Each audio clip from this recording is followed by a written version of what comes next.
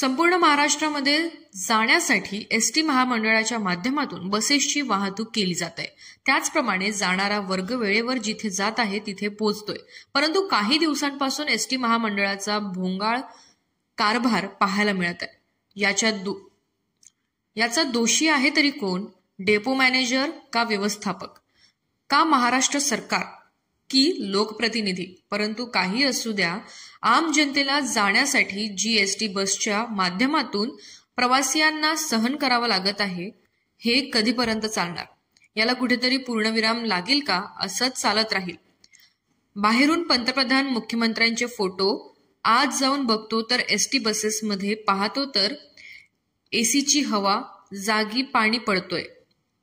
बसावं तरी कुठे? जिथे बसतोय, जिथे सीटवाली काय होईल? जिथे बसतोय तिथे सीट वल्ली होईल। या सामान्य नागरिकांचे कधीपर्यंत चालेल असं?